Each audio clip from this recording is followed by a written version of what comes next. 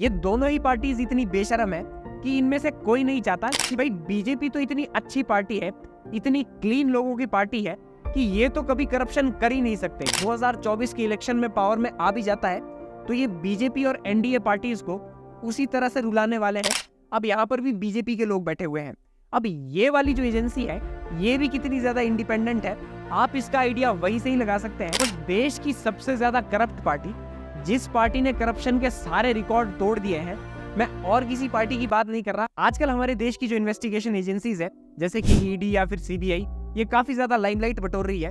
And ये जो limelight बटोर रही है इसका कारण ये है कि हमें काफी ज्यादा फ्रिक्वेंटली ये चीज सुनने को मिल जाती है कि आज ईडी या फिर सीबीआई ने इस मिनिस्टर के अगेंस्ट इन्वेस्टिगेशन बिठाई है, या फिर फलाना मिनिस्टर के घर पे ईडी ने रेड मार दी, या फिर फलाना मिनिस्टर के घर के ऊपर सीबीआई ने रेड मार दी।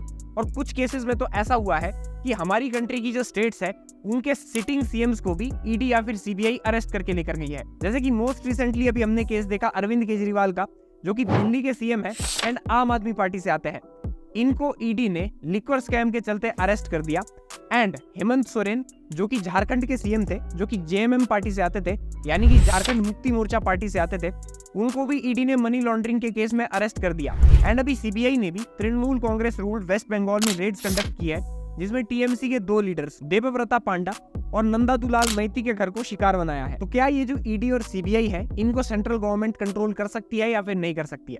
देखिए, अगर ये चीज समझनी है तो सबसे पहले ये समझ लेते हैं कि ये जो ईडी और सीबीआई दोनों बॉडीज है इनके पास क्या क्या पावर है और कहां पर ये एक्शन ले सकते हैं। सबसे पहले ईडी की बात करते हैं तो ईडी का मतलब होता है एनफोर्समेंट डायरेक्टरेट। अब ये जो एनफोर्समेंट डायरेक्टरेट होता है ये हमारे देश की वैसी बॉडी है, एक तरह से आप इसे एक इंटेलिजेंस एजेंसी भी समझ सकते हैं। कहीं पर भी अगर टैक्स के मामले में इरेगुलरिटी हो रही है या फिर मनी लॉन्ड्रिंग की जा रही है, यानी कि ब्लैक मनी को इलीगल तरीके से सफेद किया जा रहा है, या फिर कहीं पर टैक्स की चोरी हो रही है, तो इसके ऊपर सर्विलांस रखना एनफोर्समेंट डायरेक्टरेट का काम है, ईडी का काम है। ये तो अभी हमने डिस्कस की पावर्स ऑफ ईडी।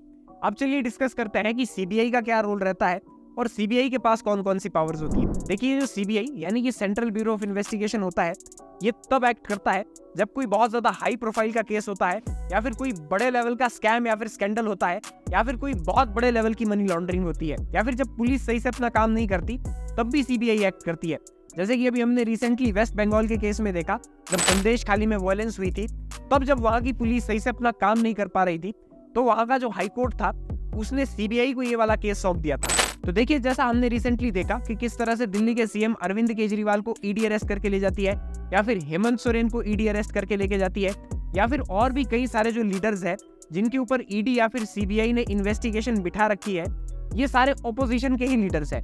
एंड इस सब को लेकर लोगों ने अपना एक पर्सपेक्टिव बिल्ड कर लिया है, एक ओपिनियन लोग देते हैं कि ये जो बीजेपी है यानी कि जो सेंट्रल गवर्नमेंट है, ये इन एजेंसीज का गलत इस्तेमाल कर रही है।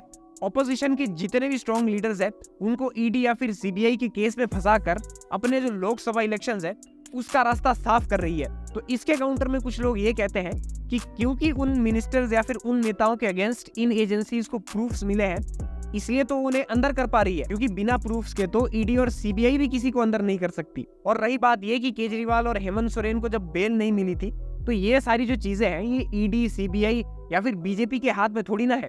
बेल मिलना या फिर ना मिलना सुप्रीम कोर्ट के हाथ में है। देखिए, जब मैं क्राइम पेट्रोल और सावधान इंडिया वगैरह देखा करता था तब मुझे बड़ी हैरानी होती थी जब किसी हाई प्रोफाइल आदमी के अगेंस्ट इन्वेस्टिगेशन करने में पुलिस वालों को दिक्कत आती थी, या फिर सीबीआई को भी दिक्कत आती थी। क्योंकि बचपन से हमें हमारी टेक्स्ट बुक्स में ये पढ़ाया गया है कि ये जो जुडिशरी होती है या फिर जो पुलिस होती है या फिर ये सीबीआई, ईडी होती है, ये बिना किसी के प्रेशर में आए अपना काम आराम से कर सकती है। कोई भी नेता हो या फिर कोई भी बड़ा आदमी हो, वो इनके ऊपर प्रेशर नहीं डाल सकता इनको इन्वेस्टिगेट करने से रोकने के लिए। वो इंडिपेंडेंटली बिना प्रेशर के एक्शन ले सकती है अगर उनके पास प्रूफ्स है तो। बट मैं शॉक तब रह गया जब मुझे पता चला कि ये जो जांच एजेंसियां हैं जैसे कि ईडी या फिर सीबीआई, ये एक्चुअल में इंडिपेंडेंट है ही नहीं, इन्हें सेंट्रल गवर्नमेंट के इशारे के ऊपर ही काम करना पड़ता है। देखिए, ये जो सीबीआई है इसको इसकी पावर्स मिलती है डीपीएससी एक्ट 1946 के बिहाफ पर, यानी कि Delhi police special establishment act 1946 के तहत। 1946 में जब इस देश की गवर्नमेंट को लगा कि इस देश को एक ऐसी पुलिस फोर्स की जरूरत है जो कि मनी लॉन्ड्रिंग, करप्शन या फिर जो हाई प्रोफाइल के केसेस लोकल पुलिस की रीच से बाहर है उनको देखने के लिए हमें एक ऐसे स्पेशल पुलिस फोर्स की जरूरत है, तब 1946 में डीपीएससी एक्ट को पास किया गया और 1 अप्रैल 1963 को सीबीआई ऑफिशियली सीबीआई बनी। अब देखिए, ये जो सीबीआई है इसका जो कॉन्स्टिट्यूशन है उसके सेक्शन 3 में ये लिखा हुआ है कि सेंट्रल गवर्नमेंट ही ये बताएगी कि ये जो ऑफेंस किया है किसी ने भी, ये किस लेवल का ऑफेंस है एंड इसके ऊपर सीबीआई को क्या करना चाहिए।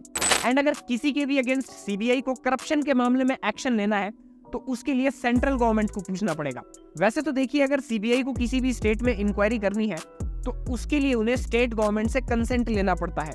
बट अगर सुप्रीम कोर्ट चाहे या फिर हाई कोर्ट चाहे तो उस स्टेट के जो मिनिस्टर्स है उनसे बिना कंसेंट लिए भी सीबीआई वहां पर इंक्वायरी कर सकती है। अब ये तो हो गया कि किस तरह से जुडिशरी सीबीआई को अलाउ कर सकती है स्टेट गवर्नमेंट से बिना पूछे वहां पर इन्वेस्टिगेशन करने में, जैसा कि हमने संदेश खाली में देखा। बट सीबीआई की कॉन्स्टिट्यूशन में ये भी लिखा हुआ है कि अगर सेंट्रल गवर्नमेंट चाहे तो सीबीआई को किसी भी स्टेट में इन्वेस्टिगेशन करने के लिए भेज सकती है बिना उस स्टेट की गवर्नमेंट से कंसेंट लिए। बिकॉज ये जो भारत देश है इसमें जितनी भी स्टेट्स आती है या फिर जितनी भी यूनियन टेरिटरीज आती है, इन्होंने एक तरह से जनरल कंसेंट सेंट्रल गवर्नमेंट को पहले ही दे रखा है कि अगर सेंट्रल गवर्नमेंट चाहे तो इनके मुद्दों में इंटरवीन कर सकती है।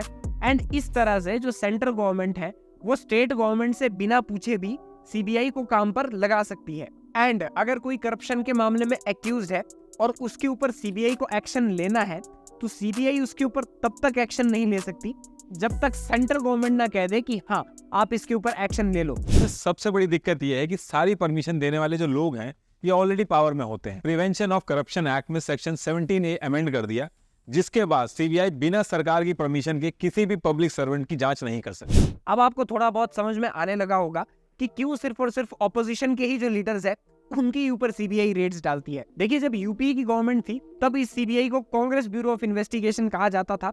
एंड आज जब एनडीए की गवर्नमेंट है तब इसे मोदी का तोता कहा जाता है। एंड ये बात सच भी है। ये दोनों ही पार्टीज इतनी बेशरम है कि इनमें से कोई नहीं चाहता कि ये जो ईडी और सीबीआई है ये इंडिपेंडेंटली अपना काम करें। एक कहती थी कि ये जो एजेंसी है ये इंडिपेंडेंट नहीं है और एक आज कह रही है कि ये जो एजेंसी है ये इंडिपेंडेंट नहीं है। दोनों ने मिसयूज भी रज के किया, बट इस सिस्टम को सुधारना इन दोनों में से कोई भी नहीं चाहता। अगर इंडिया अलायंस या फिर कांग्रेस 2024 के इलेक्शन में पावर में आ भी जाता है तो ये बीजेपी और एनडीए पार्टीज को उसी तरह से रुलाने वाले हैं जिस तरह से 2014 से पहले रुलाया करते थे। एंड बीजेपी और एनडीए का अलायंस अगर इस बार पावर में आता है 2024 में तो ये सीबीआई का यूज करके इन्हें ऐसे ही रुलाने वाले हैं जैसे रुलाते आए हैं। वैसे ही ये जो ईडी है ये आती है डिपार्टमेंट ऑफ इकोनॉमिक अफेयर्स के अंडर, जो कि फाइनेंस मिनिस्ट्री की एक ब्रांच है। अब यहाँ पर भी बीजेपी के लोग बैठे हुए हैं। अब ये वाली जो एजेंसी है ये भी कितनी ज्यादा इंडिपेंडेंट है आप इसका आइडिया वही से ही लगा सकते हैं कि हमने आज तक ऐसा केस नहीं सुना जिसमें ईडी ने बीजेपी के किसी लीडर के अगेंस्ट रेड मारी हो। उल्टा जो करप्ट नेता जिनके ऊपर बीजेपी खुद चार्ज लगाती है वो जब दूसरी पार्टी छोड़कर बीजेपी को ज्वाइन करते हैं उनके ऊपर से ईडी चार्जेस गायब कर देती है। अब कुछ लोग सेंट्रल गवर्नमेंट को डिफेंड करते हुए ये बोलते हैं कि भाई बीजेपी तो इतनी अच्छी पार्टी है, इतनी क्लीन लोगों की पार्टी है कि ये तो कभी करप्शन कर ही नहीं सकते क्योंकि इनके लिए जो इनकी आइडियोलॉजी है ये सर्वश्रेष्ठ है। तो देखिए, इसके ऊपर तो मैं एक ही चीज कहना चाहूंगा, शायद ये बात कई लोगों को बुरी लग जाए, बट देश की सबसे ज्यादा करप्ट पार्टी, जिस पार्टी ने करप्शन के सारे रिकॉर्ड तोड़ दिए हैं, मैं और किसी पार्टी की बात नहीं कर रहा, मैं कांग्रेस पार्टी की बात कर रहा हूँ, उसके आधे से ज्यादा नेता लिटरली आपकी पार्टी में घुस चुके हैं एंड आप क्लेम करते हैं कि आपकी पार्टी एकदम क्लीन है। तो इस वीडियो के लिए इतना ही एंड आई होप कि आपको ये वीडियो पसंद आई हो। इस चैनल को सब्सक्राइब, वीडियो को लाइक और कमेंट सेक्शन में जरूर बताना कि आपको ये वीडियो कैसी लगी। एंड अगर कहीं मैंने गलती कर दी हो तो उसको भी आप रेक्टिफाई कर सकते हैं कमेंट सेक्शन में। एंड कमेंट सेक्शन में ही मुझे ये भी बताना कि आप अगला टॉपिक क्या देखना चाहोगे। एंड अगर आप मुझे इंस्टाग्राम के ऊपर फॉलो करना चाहते हो तो मैंने नीचे डिस्क्रिप्शन में लिंक दे रखा है, आप जाकर फॉलो कर सकते हो। थैंक्स फॉर वॉचिंग, मिलते हैं नेक्स्ट वीक।